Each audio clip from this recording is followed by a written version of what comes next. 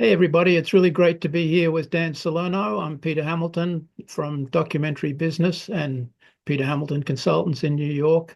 And we are going to have a really deep, probing, but sometimes speculative conversation today about what the streamers spend on documentary and unscripted program. And the underlying question we're asking is, we've been through such a tough year and people have various expectations for 25. But how far are we off the peak? And what does that mean? To say the peak was probably in the mid-teens. And what does that mean? Anyway, so Dan, great to have you on board. And I'm going to get started after you give us a greeting. Yeah, no, thanks, Peter. It's great to be here. Kind of our first, I guess, our first formal recorded conversation of the new year. So happy New Year to you and to the documentary business audience. I was one of the things that strikes me as we kind of go into this conversation is, I was listening to a podcast over the Christmas break, and one of the executives at a Canadian-based company, talking on a panel said, can we talk about something positive now? I'm so tired about talking about last year and how tough it is. Let's talk about, some of the opportunities that are out there. So hopefully that's something we can bring to this conversation as well. When we kind of look at kind of the realities of what we're talking about, maybe we can find a couple of silver linings in here for the documentary business audience. Well, let's look at the data, Dan, and see where it takes us. So let's go to our first slide here. Listen,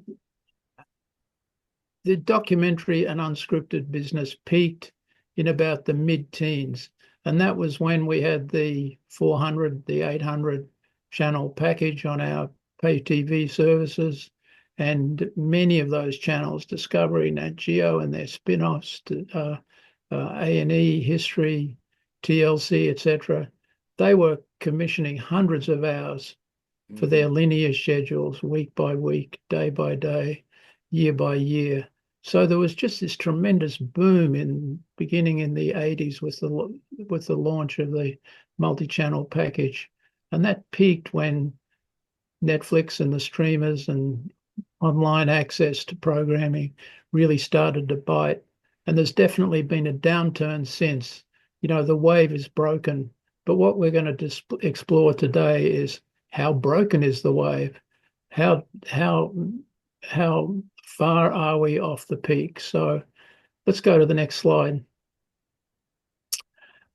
So Dan and I, we follow lots of data points. We analyze the schedules, we analyze press releases, we analyze the offers that the platforms communicate on our desktops, on our own personal interfaces, and we talk to producers, we talk to executives, and we're going to run through the streamers, starting with Netflix and then down to the streamers with smaller bites, smaller audience, but the main players in the world, and ask ourselves, how many hours are they commissioning, at what cost, and what's their total spend? And against this context, I think it's important to remember that I tracked that there were about $4 billion spent by the leading US cable and satellite channels like Discovery Networks, A&E Networks, Nat Geo, and then the lesser players. There were around about $4 billion in spend in the mid-teens at the peak of the multi-channel world. So what are we looking at today? So let's start with Netflix. And I divided the Netflix programming pipeline into three categories, like premium, your Attenborough type product, your big music documentaries. And we calculated that in 2025, there would be around about 25 hours of those at an average cost of $5 million an hour. So clearly they're out of reach for regular documentary producers, but that's the scale at which they're operating now, for a total spend in that category of about 125 million.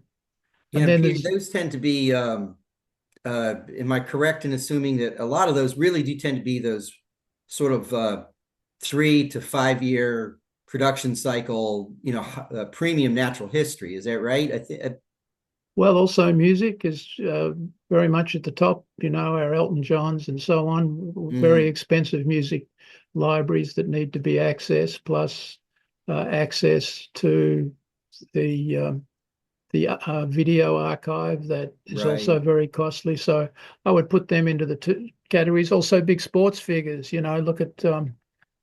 Look at our classic British soccer star and the fortune that he's built out of his presence in the media beyond his, and that's of course Beckham.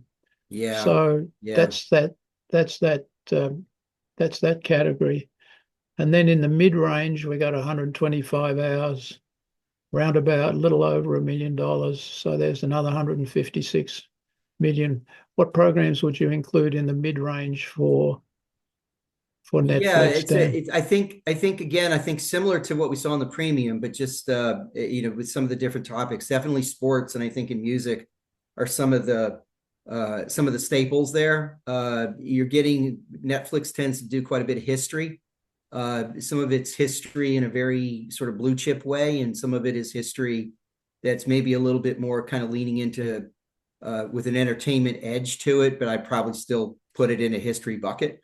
Um, but it's probably their uh, uh, healthiest meaning highest volume genre, at least by my sort of algorithms. And maybe that's a personal algorithm on my particular Netflix.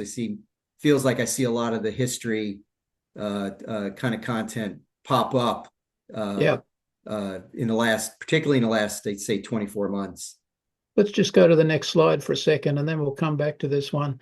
As my readers know, I publish this Netflix guide every year, and that's backed by an original database that our editorial associate, Caitlin, has been working on and updating.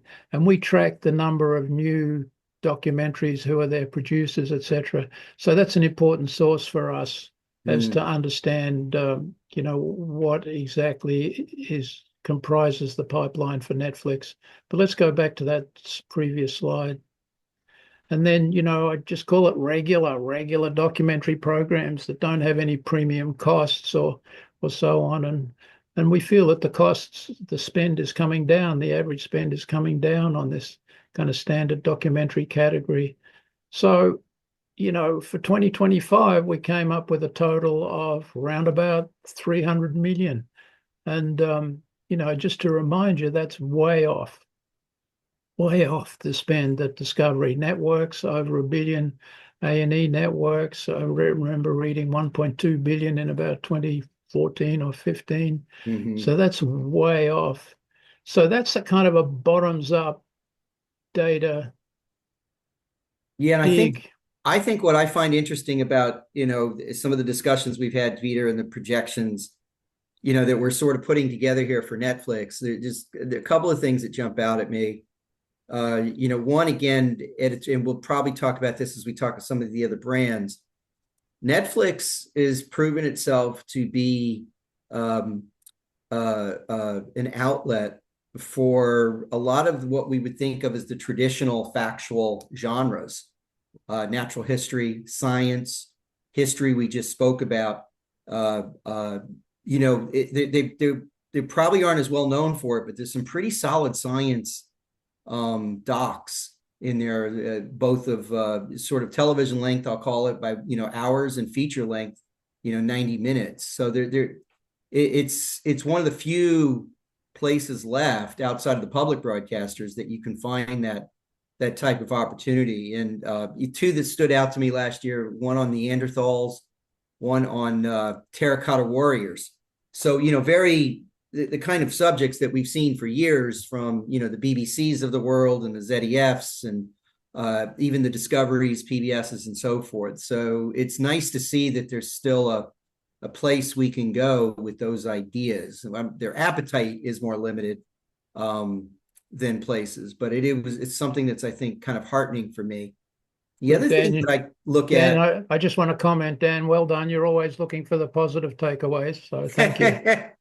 I try. But I tell you, the other thing that I think it a little bit, kind of coming at it from glasses half full, certainly, $300 million is a heck of a spend. And while I think it's definitely, Netflix has been right sizing itself in these new economic times. So that, it's not what it probably used to be.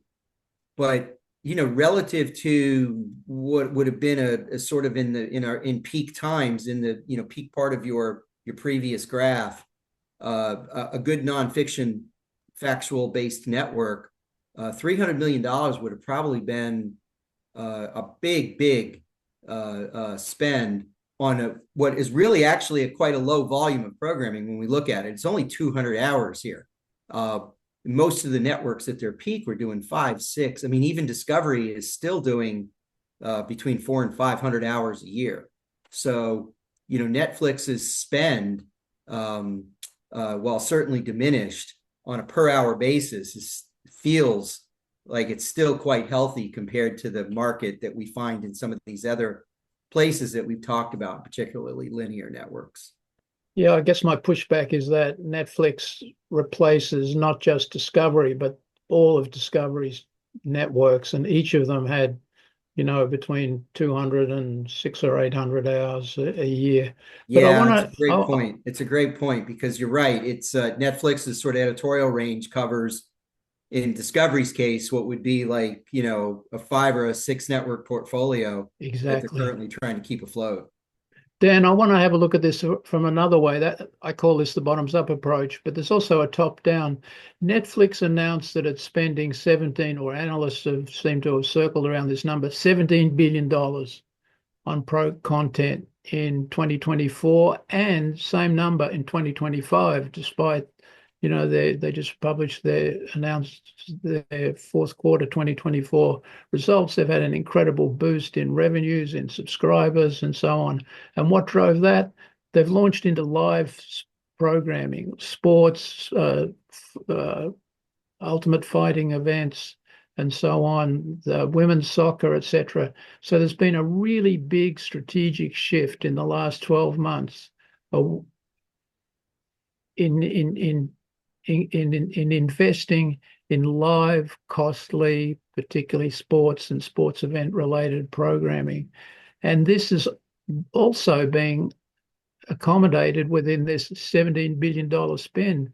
So the message I'm getting from that, and analysts have thrown out a few numbers, that there is 15% of their $17 billion is being spent on these new live programming ventures. That means 15% less on classic scripted and unscripted. So if we're already seeing pressure then on the unscripted bucket. And then that brings us to the question of, how much of that 17 minus 15%, how much of that share between scripted and unscripted is held by unscripted and documentary. I would say the message is that, it's well under $1 billion, as the kind of bottoms up analysis suggests, but clearly we need to do some more work on this, Dan, and get some more inside data to be able to really confirm that 300 Yeah, it million is, number. but I think the larger point that is important that you're making here is that Netflix is continuing to evolve, Yeah, right? And it's evolving its content, and in this instance, it's evolving it into this live sports arena, which it really is kind of it's the headlines in the back half of 24. It's the headlines already this year, and will continue to be the headline. I think the fundamental question that a lot of these streamers are always asking themselves, and we on the sort of program supply, the content provider side of that equation, need to ask ourselves as well is, what can I do as a streamer to hold on, retention, reduce the churn, right, in my subscriber base? And the answer to that right now and for the foreseeable future is live sports. There you The go. answer is not nonfiction. It's not factual. It's not documentary. And we see that played out a little bit more visibly. We'll talk about it maybe with Max to a certain degree, but you can see it being played out that the genre that we tend to concentrate our focus on here is not necessarily the driver for the subscriptions and the retention of subscriptions. And sports is that, you know, 2 NFL games on Christmas Day, a Mike Tyson Jake Paul fight with 100 million views. Right. You know, that's what's going to keep people paying these increased prices to Netflix. You know, and even sort of taking a quick stab at Netflix as numbers from their announcements, you know, my own personal subscription is going to go up like 15 or 16% per month. The lowest subscription, I think, is going to go up $1 a month. So imagine just in the US, if you do some rough numbers, what do they have? 50, 60, 70 million subscribers? They have 70 million now. 70 million. And even if they only got $1 a month extra from those 70 million, because that's the lowest tier possible, which you know isn't everybody, but even go the lowest conservative number, that's $70 million extra in their pocket. That's almost $1 billion in a year. They just It's raised in amazing. revenue with the small price increase. How But much it's did not that going to do? go to documentaries and unscripted. And if it does, I mean, it speaks to the David Beckham mix here. You know, Correct. if sports is taking off as a programming category, live sports, will they supplement that with more sports related unscripted programs? But Dan, we could talk forever about Netflix. I want to get into Nat Geo, which you've given a lot more thought to than me. So let's go to the next slide and see where we get. Here we go. Yeah, for Nat Geo, when we refer to Nat Geo here, Peter, what we're really, I think, talking about is the larger sort of editorial responsibility that National Geographic takes Right. with both their linear channels and their presence on the Disney Plus platform. And frankly, what's happening for us on the tracking side is a little bit of a conundrum. We're sort of having to figure this out because so many projects now they're just announced as being, you know, made for the National Geographic brand, but they don't announce them as a linear project or a streaming project. It's just a project. So which sort of brand do we attribute it to as we're trying to do our apples to apples year to year comparisons on increasing volume and decreasing volume and things like that. So we just saw that again yesterday with an announcement for a food adventure travel series that's going to debut in February, and it's going to come out on the linear channel on a Sunday night, and then, you know, overnight the full series will be released on Disney Plus. So is that a Disney Plus brand? Is that a linear brand? You know, it's kind of both. So we're doing our best to do some of that comparisons. Well, But let's here, go into the numbers here. So yeah, we're we've got focused these here two sources specifically then, right? on, I'm sorry, go ahead. Oh, yeah. So we've got these two sources within the Disney Plus family. We've got Nat Geo driven programming, and Mm-hmm. secondly, Disney Plus driven program. Disney have their own unscripted team. But as you point out, it's pretty hard to untangle who's driving the green light. Yeah, and it's, I think what's important is that it's all of these represent, of course, opportunities that we try to offer some thoughts and feedback on. Um, and it's a number of different sources. They all ultimately land on the single platform that the consumer sees. Although they may be under two different tiles, right? The National Geographic clearly under the Nat Geo tile, and the Disney originated content will probably be more under the Disney brand tile within Disney Plus. But the volume is increasing slightly based on what we're projecting for 2025.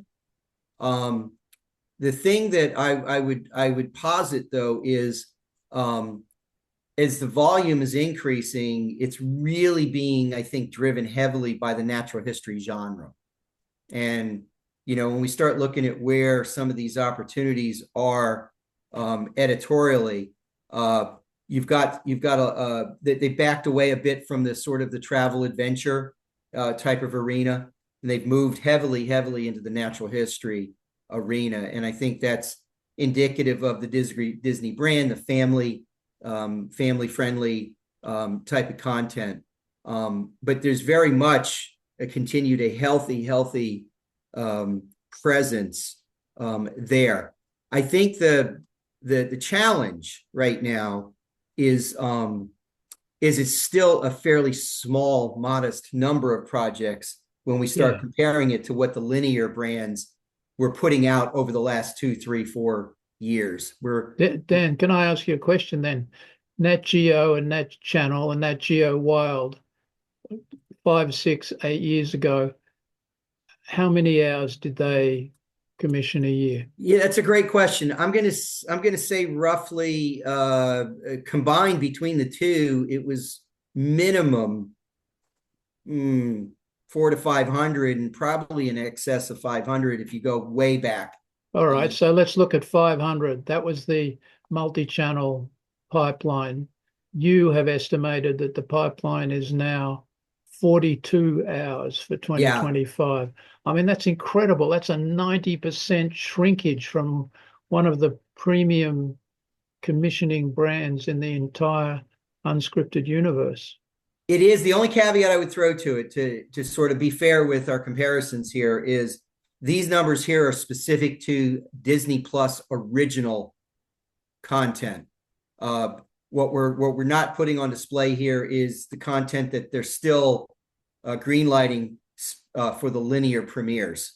So there still is a certain volume of linear premieres there. Now that volume has also dipped a little, but I think actually what's changed intensely on the linear side, which I think creates opportunities for producers in some ways, but with more elbow grease, is the rise of the co-production. And really Nat Geo, I think probably better than any of the other brands that we tend to follow, Peter, has really dived in with both feet into the co-production market. And what that does is that then sort of it ring fences some of these projects that we're seeing here in this Disney Plus environment that we're talking about. And that's where your real premium original commissions are starting to fall. We've spoken about this in previous webinars where we've talked about how Nat Geo / Disney Plus have gone to a real digital first strategy. And it's wholeheartedly leaning into it. They're not like some of these brands right now that are like trying to keep one foot in both worlds, and hedge their bets. Disney, Nat Geo has said, we're all in on the digital future here. And we really are looking at things through the prism of Disney Plus and the streaming. And that's where their investment in time, their investment in resources, their investment in dollars is going. And that's what this slide reflects, I think. All right. So, Dan, I've got a lot of questions about this slide, but why don't we move on? Yeah. And who we got next? We've got a list of all the others. Yeah, kind We've of got like Max, Paramount Plus, Peacock, Hulu, Apple TV Plus, and then everybody else, Curiosity Stream and everything else. And I'm sorry, the Hulu slide, these numbers are a bit ajar. Why don't you start with Max, and let's keep it a little bit shorter here. You've got 70 hours. Yeah, I'll tell you. So here's the thought that I've got on Max, and this is, putting it again, another editorial prism on it, before we start to, think about what the spending could be. Unlike what we just said about Nat Geo, Max is almost the reverse. They're part of that Warner Brothers Discovery portfolio, which is, I think, taking a different sort of approach linearly. They're still doing live sports, which is a big part.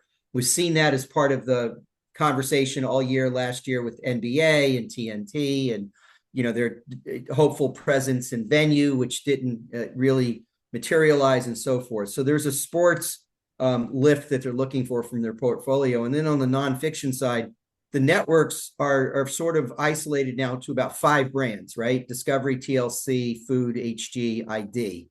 And that's where a lot of original content is going on the linear. And then it falls over to Max as an encore, repeat, library, next day, next week. Some of them are sort of stockpiled, and then when the series is fully done on the linear, they'll release it. So Max's originals are quite small when you look at what they could be coming from. And when you start to dig into that 70 hours that we looked at for last year, and we're kind of predicting about the same volume this year, where are they coming from? And at least from where I'm sitting, a good number of these that number is a little bit misleading, because a lot of them are actually coming from the linear channels that for whatever reason, they just decided not to premiere it on the linear channel. So now it's labeled a Max original. But I'm confident that at the very original development pitch, green light discussion, it wasn't thought of as a Max original with some sort of filter and lens, in the same way that the Disney Plus team is really looking at things through a Disney Plus aperture. You find projects on Max that are entertainment based, Conan O'Brien and Jason Momoa, and yet you also will find a natural history series that probably just didn't have any natural home on a Discovery. You can find a series that might have come from the HDTV family or the ID brand in there. So you're seeing this mix, and I think it's a concerted decision on their part to focus on their feeder brands, linears, the Discovery portfolio, but also the HBO brand. A lot of the stuff that you see highlighted on Max is actually an HBO original that ends up on Max. So we refer to it as an HBO project as opposed to a Max project. And so they're splitting it. They really have to figure out, is Max going to be effectively an encore service with a couple of debuts, or is it going to start to develop a brand and a feel of its own in the nonfiction space, right? Because a lot of its concentration has been, when you look at press releases from them on what's coming up, you see them lead heavily with scripted, as you would expect, but then also sports, coming out of Bleacher Reports and TNT and so forth. And now you're going to start to see CNN's originals as they kind of ramp up their CNN original brand again with Mark Thompson. You're going to start to see those float in. So it's a real hodgepodge of stuff coming from all over. I'm glad you said that. So I guess what you're saying, Dan, is that our 70 hours at $1 million an hour could be right, could be wrong, but it's a lot less than 1.1 billion, which Discovery Networks commissioned in 2014 or 15. I can't remember the exact year. Yeah, right? Very much. So that's Max. Boy, we could talk about that situation forever. Let's move on to Paramount and the other lesser distributed streamers. Yeah, it's I think the one of the sort of the top line thing I would say is we'll go through them a little bit individually, but I think the important thing is that what we're reflecting here is that they're all active in the nonfiction space, and that's an important thing for all of us to keep in mind, that each one of those represents a small but healthy volume of opportunities. But starting off with Paramount, the thing that strikes me with Paramount Plus, it's a very modest number. There's a lot, when you think about what originals are on Paramount Plus, it's a lot of it is music docs. They did a Willie Nelson mini series. They did a June Carter cash program and so forth.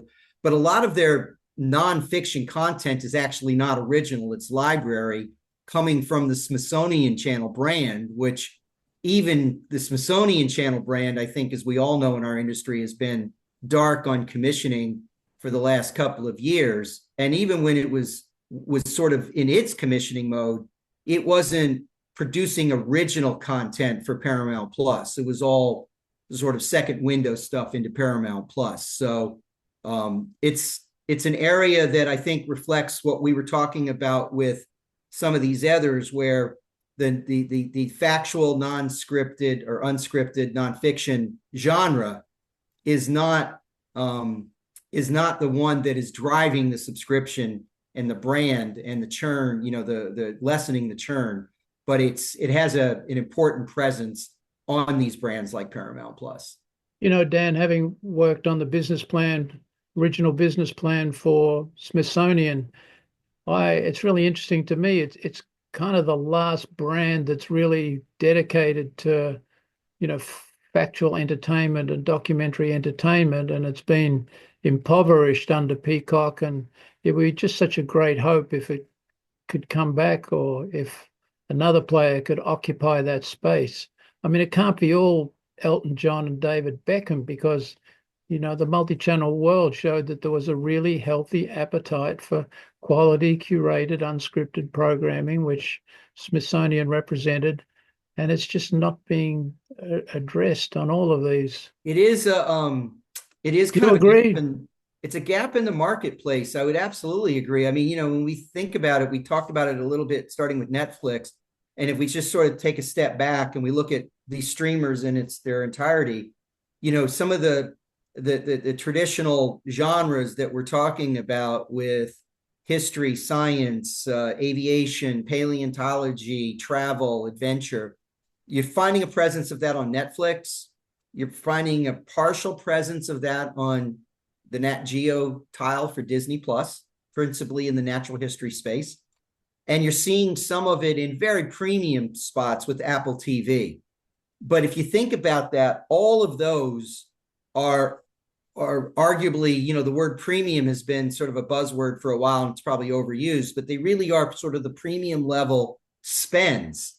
So for, the other 3,299 producers out there, where can I get my single hour on, Hadrian's Wall in, or something like Yeah. that? And PBS can't pick up the slack for all of them. So it's a missing opportunity in the marketplace that is just it's out there. Maybe some of these guys will sort of recognize what we're recognizing and take us up on it. Hope so.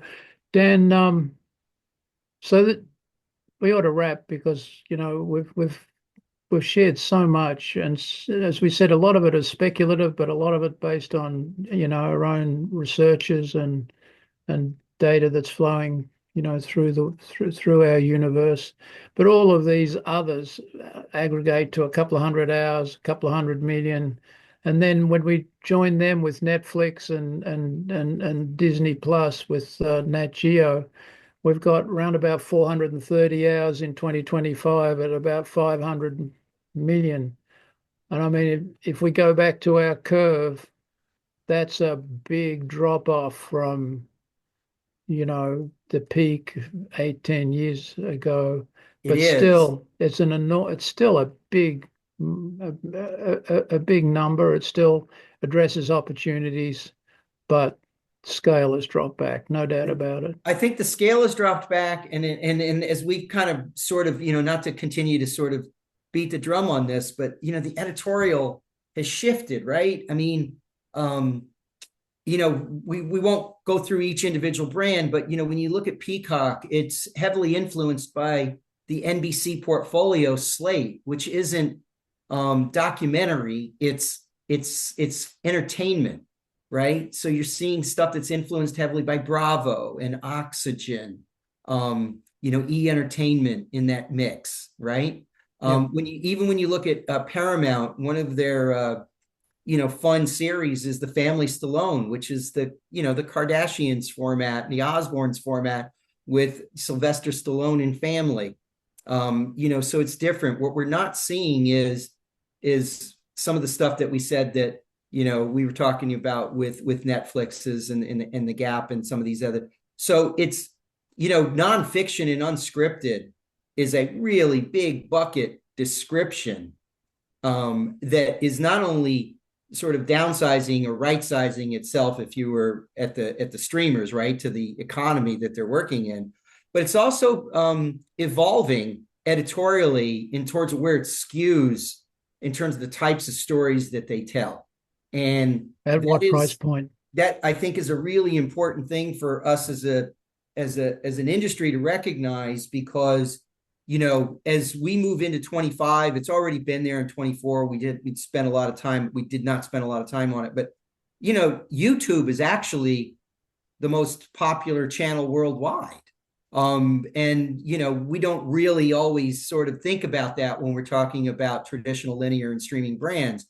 Mr. Beast is the most popular, most subscriber in the world with like 350 million subscribers. And if anything, what we're describing is a pivot into, well, how do I compete with these guys? Because that's going to start to pull us, all of the brands, and including the Netflixes, I think a little bit towards the more populist type of content. So it's something I know you and I are going to probably really keep an eye on throughout the year. I hope we get to maybe have another discussion or two about it, because I think it's not, it's just a snapshot in the moment. 2 months from now, we're going to see a lot of new things to talk about in the same space.